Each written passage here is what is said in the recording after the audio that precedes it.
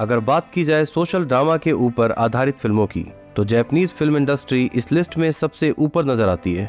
हमारी आज की फिल्म भी सामाजिक ताने बाने को बुनती एक ऐसी ही कहानी है, जिसे जापान के कंटेम्परेरी सिनेमा ने बड़ी ही संजीदगी के साथ पेश किया है।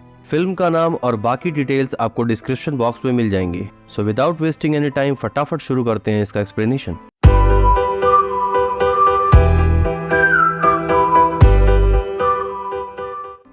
कहानी की शुरुआत में हम 11 साल की सिया को देखते हैं, जिसने आज का पूरा दिन एक पार्क में बिता दिया। अब शाम के समय यहाँ बारिश होने लगती है, लेकिन इस बारिश से बचने के बजाय सिया वहीं बैठी भीग रही थी। इसी वक्त यहाँ 16-17 साल का कोई लड़का आके सिया को अपने छाते से ढक लेता है। कुछ समय यहाँ बिताने के बाद सिया इस लड़के के साथ इसके घर की तरफ जाने लगती है। इसके बाद हमें यहाँ से 7 साल बाद का समय दिखाया जाता है। सिया अब 18 साल की हो चुकी है और किसी रेस्टोरेंट में काम करती है। इसी रेस्टोरेंट में बैठे कुछ लड़के 7 साल पुराने किसी केस के बारे में बात कर रहे हैं कि फूमी नाम के एक लड़के ने 11 साल की किसी लड़की को किडनैप करके कई दिनों तक उसके साथ रेप किया। सिया इन लोगों की बातचीत सुन के थोड़ा अपसेट हो जाती है, क्योंकि कहीं ना कहीं ये लोग सिया के 7 साल पुराने केस के बारे में ही बात कर रहे थे। फिलहाल सिया अपने बॉयफ्रेंड राइको के साथ किसी अपार्टमेंट में रहती है। ये दोनों पिछले कुछ महीनों से लिव इन रिलेशनशिप में है। राइको सिया के 7 साल पुराने अतीत के बारे में जानता है और इसी वजह से इस रिलेशनशिप में वो कुछ हद तक सिया को कंट्रोल करता है।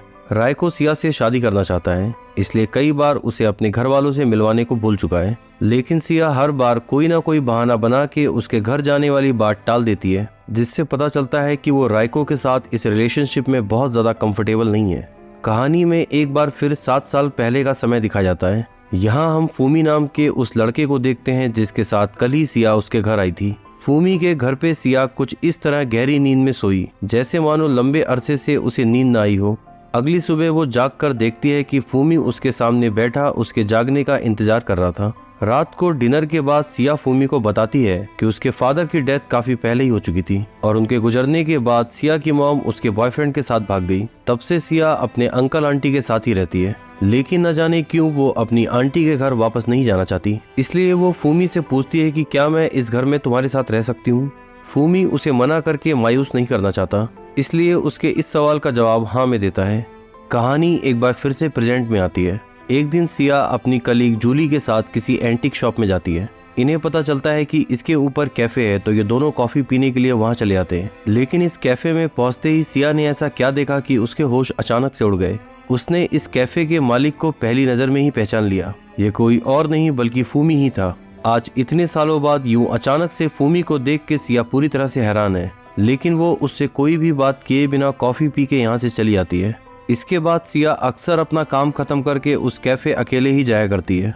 वो वहां पहुंच के कॉफी ऑर्डर करने के बाद दूर से ही फूमी को देखती है। इस वजह से उसे घर पहुंचने में अक्सर देर हो जाती है। राइको जब फोन करके उससे लेट होने का कारण पूछता है, तो वो ऑफिस में ओवर टाइम करने का बहाना बना देती है। एक दिन सिया का मैनेजर उससे कहता है कि कल तुम्हारे यहाँ से निकलने के बाद तुम्हारे बॉयफ्रेंड का कॉल आया था। वो तुम्हारी ऑफिस टाइमिंग और ओवर टाइम के बारे में पूछ रहा था, लेकिन कंपनी के रूल्स की वजह से हमने उसे कुछ भी नहीं बताया। सिया के यूं रोजाना लेट होने की वजह से राइको को अब उस पर शक होने लगा था। एक दिन ब्रेक टाइम में वो अपनी कलीग जूली को राइको के बारे में बताती है। जूली उससे कहती है कि तुम्हें तो खुश होना चाहिए कि राइको तुम्हारी कितनी ज्यादा परवाह करता है। शादी करने के लिए लड़के के पास एक अच्छी नौकरी और उसके माँ बाप की ढेर सारी जमीन जायदाद होना चाहिए, और ये दोनों चीजें राइको के पास हैं। तुम्हारे पास इतना अच्छा बॉयफ्रेंड देख के मैं अंदर ही अंदर जेलस होती हूँ, क्योंकि तुम्हारी लाइफ तो सेट है। अगले सीन में सिया फिर से उसी कॉफी शॉप में बैठी कोई किताब पढ़ रही है। कमरे के दूसरे हिस्से में फूमी भी बैठा हुआ कोई किताब पढ़ रहा है। कहानी एक बार फिर 7 साल पुराने अतीत में जाती है। सिया को फूमी के घर पे रहते हुए अब 15-20 दिन हो चुके हैं और पूरा दिन साथ बिताने की वजह से ये दोनों घुल मिल चुके हैं। फिर एक दिन टीवी में सिया के किडनैपिंग की न्यूज आती है कि 11 साल की एक लड़की को किसी ने पार्क से किडनैप कर लिया। ये खबर देख के सिया काफी परेशान हो जाती है और फूमी से कहती है कि मैं यहाँ से वापस अपने आंटी के घर नहीं जाना चाहती, लेकिन अगर मैं नहीं गई तो पुलिस मेरी किडनैपिंग के इल्जाम में तुम्हें पकड़ लेगी। उसकी बात सुन के फूमी कहता है कि मुझे पुलिस का कोई डर नहीं, लेकिन डर तो इस बात का है कि कहीं वो मेरा राज सबके सामने न खुल जाए, जिसको मैं मरते दम तक छुपा के रखना चाहता हूँ। फिर सिया उससे पूछती है कि आखिर वो कौन सा राज है, लेकिन फूमी उसे कुछ नहीं बताता। फिर उस रात डिनर के समय सिया अपनी जिंदगी के कुछ राज फूमी को बताती है। वो कहती है कि उसकी आंटी का 14 साल का बेटा हर रात उसके साथ जबरदस्ती करता है। जब उसने इस बारे में अपनी आंटी को बताया तो उसने सारी गलती सिया की ही निकाली और यही वजह है कि वो अब अपनी आंटी के घर वापस नहीं जाना चाहती। कहानी प्रेजेंट में आती है जहां सिया अभी भी उसी कॉफी शॉप में बैठी है। उसको ढूंढते हुए रायको भी वहां पहुंच जाता है। सिया उसे देख के हैरान रह जाती है कि रायको को यहाँ के बारे में कैसे पता लगा। रायको उससे कहता है कि तुम हर रोज ओवर टाइम का बहाना बना के इस कॉफी शॉप में क्या करने आती हो? मुझे नहीं पता था कि तुम्हें कॉफी इतनी ज्यादा पसंद है। चलो हम एक कॉफी मशीन खरीद लेते हैं ताकि तुम्हें बार बार यहाँ ना आना पड़े। कुछ देर बातें करने के बाद ये दोनों यहाँ से घर चले आते हैं और यहीं पे फूमी के एक्सप्रेशंस को देख के पता चलता है कि उसने सिया को काफी पहले ही पहचान लिया था, लेकिन उसके सामने कुछ भी जाहिर नहीं किया। फिर उस रात रायको सिया के साथ जबरदस्ती संबंध बनाने की कोशिश करता है, लेकिन सिया के मना करने पर वो नाराज होकर सो गया। कहानी एक बार फिर 7 साल पुराने अतीत में जाती है, जब सिया उस दिन पार्क में बैठे बारिश में भीग रही थी। फूमी ने उसके पास आकर पूछा कि तुम अपने घर क्यों नहीं जा रही? सिया ने बेबस नजरों से उसकी तरफ देखकर कहा कि मैं अपने घर अब कभी नहीं जाना चाहती। उस दिन फूमी ने उसके अंदर छुपे दर्द को समझ लिया था शायद, इसलिए वो सिया को अपने साथ अपने घर ले गया। कहानी एक बार फिर से प्रेजेंट में आती है। कोई ऐसी बात है जो सिया को अंदर ही अंदर खाए जा रही है। आखिर कोई तो वजह होगी उसके हर रोज फूमी के कॉफी शॉप जाने की। फिर एक रात वो उसके कॉफी शॉप के बाहर खड़ी उसके आने का इंतजार कर रही थी। कुछ समय बाद शॉप क्लोज करके फूमी बाहर आया, लेकिन वहाँ उसके साथ एक लड़की भी थी। ये देख के सिया को लगा कि फूमी अब अपनी लाइफ में आगे बढ़ चुका है। उसने फूमी के घर तक उन दोनों का पीछा किया, लेकिन वो उससे कुछ कह न सकी। देर रात जब सिया अपने घर पहुंचती है तो देखती है कि रायको बहुत परेशान है। वो सिया को बताता है कि उसकी दादी की तबीयत बहुत खराब है, इसलिए उसे कल ही घर जाना होगा, लेकिन वो सिया को भी अपने साथ चलने की जिद करता है। सिया उसके साथ नहीं जाना चाहती थी, लेकिन उसकी हालत को देखते हुए मान जाती है। फिर अगले दिन ये दोनों रायको के घर जाते हैं। रायको की फैमिली को सिया बहुत पसंद आती है और वो जल्द से जल्द इन दोनों की शादी करना चाहते हैं, लेकिन ये लोग सिया से उसके पास्ट के बारे में भी पूछते हैं, जिस वजह से वो थोड़ा अनकंफर्टेबल फील करती है। रात को जब सिया अकेली थी, रायको की बहन उसके पास आती है। वो सिया से पूछती है कि क्या रायको तुम्हारे साथ भी मारपीट करता है? मैं जानती हूँ मेरे घर में ये बात तुम्हें कोई नहीं बताएगा, लेकिन रायको अपनी पिछली गर्लफ्रेंड के साथ भी मारपीट किया करता था। वो हमेशा ऐसी ही लड़कियों के साथ रहता है जिन पे अपना अधिकार जता सके। फिर एक दिन सिया को अपने दोस्तों से पता चलता है कि किसी ने फूमी के बारे में सोशल मीडिया पे सब कुछ अपलोड कर दिया है, 7 साल पुराने उस केस के अलावा कि आज वो कहाँ रहता है, क्या करता है। ये सब देखकर सिया बहुत परेशान हो जाती है और वहाँ से अपने घर जाते वक्त उसे यही ख्याल आता है कि उसकी वजह से फूमी की जिंदगी फिर से खराब ना हो जाए। रायको रात को जब घर वापस लौटता है तो सिया से उसकी परेशानी का कारण पूछता है। सिया उसको कुछ बताए बिना घर से बाहर जाने की कोशिश करती है, तो रायको उससे पूछता है कि क्या तुम फूमी से मिलने जा रही हो? रायको के मुंह से फूमी का नाम सुन के सिया चौंक जाती है और वो समझ जाती है कि रायको ने ही फूमी को बदनाम करने के लिए वो सब कुछ इंटरनेट पे अपलोड किया है। वो रायको से कहती है कि तुम्हें नहीं पता कि तुमने कितनी बड़ी गलती कर दी। फूमी अपने पास्ट को भुला के बड़ी मुश्किल से अपनी जिंदगी में आगे बढ़ रहा था और तुमने ये सब कुछ करके उसकी जिंदगी फिर से खराब कर दी। रायको ये देख के हैरान रह जाता है कि ये लड़की अपने रेपिस्ट से इतनी हमदर्दी क्यों रखती है। अब तक जो शराफत का नकाब रायको ने ओढ़ रखा था उसे उतार फेंकता है। पहले तो वो सिया की काफी पिटाई करता है और फिर उसके साथ जबरदस्ती करने की कोशिश करने लगता है, लेकिन इसी बीच सिया उसके सर पे एक भारी चीज से वार करती है और मौका देख के नंगे पांव ही इस घर से भाग जाती है। फूमी के घर की तरफ जाते हुए वो उस दिन को याद कर रही है जब ये दोनों अलग हुए थे। कहानी एक बार फिर से पास्ट में जाती है जब फूमी के पास सिया का आखिरी दिन था। पुलिस को अपनी तरफ आता देख सिया फूमी को यहाँ से भागने को कह रही थी, लेकिन फूमी ने सिया का हाथ पकड़ के उससे कहा कि तुम्हारी जिंदगी किसी और की अमानत नहीं, इसलिए इसे हमेशा अपनी तरह से ही जीना। पुलिस वाले भी ये देख के हैरान थे कि ये लड़की अपने किडनैपर के पास क्यों जाना चाहती है। सिया के अंकल आंटी उसे अपने साथ घर ले गए और फूमी को कुछ साल जेल में बिताने पड़े। कहानी एक बार फिर से प्रेजेंट में आती है, जहाँ सिया बेघर होके फूमी के घर के सामने बैठी हुई है। कुछ देर बाद फूमी वहाँ आकर सिया से पूछता है कि क्या तुम मेरे घर चलना चाहोगी, ठीक वैसे ही जैसे उसने 7 साल पहले उससे पूछा था। फिर वो सिया को अपने घर ले जाकर उसके चेहरे पे लगे खून को साफ करता है। इसी बीच सिया की आंखों से आंसू गिरने लगते हैं। वो रोते हुए फूमी से कहती है कि मुझे माफ कर दो, मेरी वजह से तुम्हें बहुत बदनामी झेलनी पड़ी। मैंने सबको ये बताने की बहुत कोशिश की कि तुमने कभी मेरे साथ कुछ गलत नहीं किया, लेकिन मेरे अंकल आंटी और पुलिस ने मेरी कोई बात नहीं सुनी। फूमी उससे कहता है कि कोई बात नहीं, तब तुम बहुत छोटी थी और जिंदगी हर किसी के लिए एक जैसी नहीं होती। कुछ देर तक इन दोनों की बातें यूं ही चलती रही और फिर सिया वहीं सो गई। वो आज भी खुद को सबसे ज्यादा महफूज फूमी के पास ही पाती है। कुछ दिन बाद सिया फूमी के बिल्डिंग में ही एक कमरा रेंट पे लेके रहने लगी, क्योंकि पहले की तरह वो आज भी फूमी के आसपास ही रहना चाहती है। ये दोनों साथ घूमते फिरते और पहले की तरह खुश रहने लगे। सिया ये बात जानती है कि फूमी की लाइफ में पहले से कोई लड़की है, लेकिन फिर भी वो बस फूमी के आसपास रहना चाहती है। वो फूमी से अपने एक्स बॉयफ्रेंड राइको के बारे में बात करते हुए कहती है कि हर कोई हमें वैसा बनाना चाहता है जैसा उसको पसंद है, लेकिन कोई भी हमें उस तरह एक्सेप्ट नहीं करता जैसे हम हैं। अगले सीन में हम देखते हैं कि फूमी की गर्लफ्रेंड उसके और ज्यादा करीब आने की कोशिश कर रही है, लेकिन फूमी उसमें कुछ खास इंटरेस्ट नहीं दिखाता, जिसे देख के ऐसा लगता है कि ये रिश्ता शायद एक तरफा है। सिया की फ्रेंड जूली एक सिंगल मदर है, इसलिए वो आए दिन नए नए मर्दों के साथ रिश्ते बनाती है, इस उम्मीद से कि शायद इनमें से कभी कोई उससे शादी कर ले। वो अपने नए बॉयफ्रेंड के साथ कुछ दिनों के लिए बाहर जा रही है, इसलिए अपनी 10 साल की बेटी को कुछ दिनों के लिए सिया के पास ही छोड़ जाती है।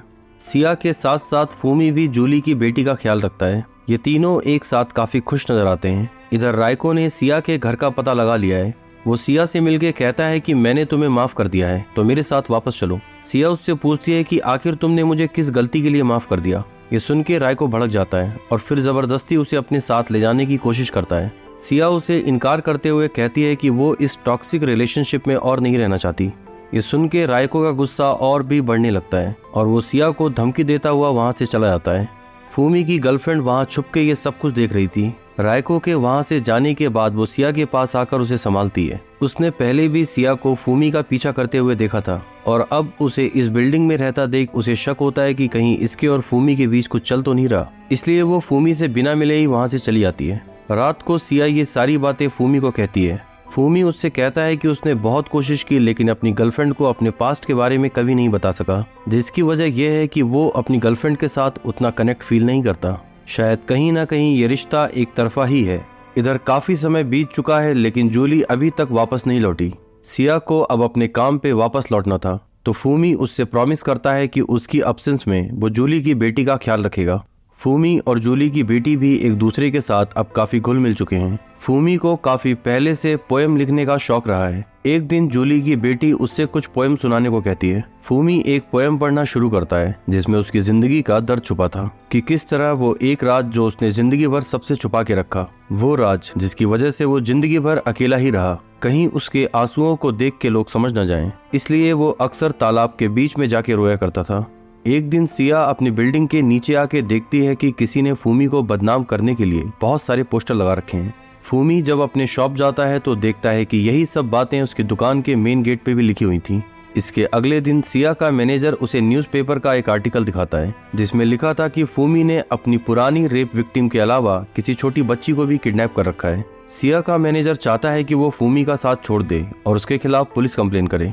सिया उससे बिना कुछ कहे अपनी जॉब से रिजाइन देके वहां से चली जाती है। वो जानती है कि इन सब के पीछे उसके एक्स बॉयफ्रेंड राइको का हाथ है, इसलिए वो उससे मिलने उसके घर पे जाती है। सिया के जाने के बाद राइको की जिंदगी बिल्कुल खराब हो चुकी है। वो जॉब छोड़ चुका है और दिन रात शराब के नशे में डूबा रहता है। सिया उससे रिक्वेस्ट करती है कि वो फूमी को बदनाम करना बंद करे। राइको सिया से कहता है कि वो उसे अपनी लाइफ में वापस पाना चाहता है। सिया उससे कहती है कि तुमने मेरे लिए आज तक जो भी किया उन सब के लिए शुक्रिया, लेकिन अब हम कभी एक साथ नहीं हो सकते। इतना कह के वो यहाँ से जाने लगती है, लेकिन इसी सदमे में राइको अपने आप को चाकू से घायल कर लेता है। उसको हॉस्पिटलाइज करवाने के लिए सिया एम्बुलेंस को कॉल करती है। यहाँ से जाते वक्त राइको सिया का हाथ झटकते हुए उससे कहता है कि अब वो उसका और पीछा नहीं करेगा, इसलिए सिया अब अपनी जिंदगी में आजाद है। इधर फूमी की गर्लफ्रेंड उससे मिलके 7 साल पुरानी घटना के बारे में पूछती है। जवाब में फूमी उसे सच नहीं बताता और उससे कहता है कि जो कुछ भी तुमने न्यूज़पेपर में पढ़ा है वो सब सच है। ये सुनकर उसका दिल बुरी तरह से टूट जाता है और वो रोते हुए यहाँ से चली जाती है। फूमी ने अपनी गर्लफ्रेंड को सच इसलिए नहीं बताया क्योंकि वो खुद को उसके लायक नहीं समझता। इधर सिया को फूमी के बारे में पूछताछ करने के लिए पुलिस स्टेशन बुलाया गया है। सिया उन्हें समझाने की बहुत कोशिश करती है कि फूमी ने कभी कुछ गलत नहीं किया, लेकिन पुलिस वाले उसकी बात पे विश्वास नहीं करते, बल्कि वो सिया पे ये इल्जाम लगाते हैं कि आज फूमी के पास जो छोटी बच्ची है वो उसको सिया ने ही ऑफर की थी। उस बच्ची को लेने के लिए कुछ पुलिस वाले फूमी की शॉप जाते हैं। जूली की बेटी यहाँ बहुत ही इत्मीनान के साथ ड्राइंग कर रही थी। जब पुलिस वाले उसे यहाँ से ले जाने लगते हैं तो वो मदद के लिए फूमी को पुकारती है। फूमी उसे छुड़ाने की बहुत कोशिश करता है, लेकिन पुलिस वाले फिर भी इस बच्ची को यहाँ से ले जाते हैं। इससे साफ जाहिर होता है कि फूमी का प्यार हमेशा से अनकंडीशनल रहा है। यहाँ फ्लैशबैक के एक सीन से हमें पता चलता है कि सिर्फ बाहर वालों ने नहीं बल्कि फूमी की खुद की माँ ने भी कभी उसे एक्सेप्ट नहीं किया। फूमी के पैदा होने पर उसकी मॉम ने एक प्लांट लगाया था, लेकिन बाद में किसी वजह से वो फूमी को अपनी जिंदगी का फेलियर समझने लगी और उस प्लांट को उखाड़ के फेंक दिया। इधर रात को जब सिया घर वापस लौटती है तो देखती है कि अंधेरे कमरे के किसी कोने में फूमी बैठा हुआ है।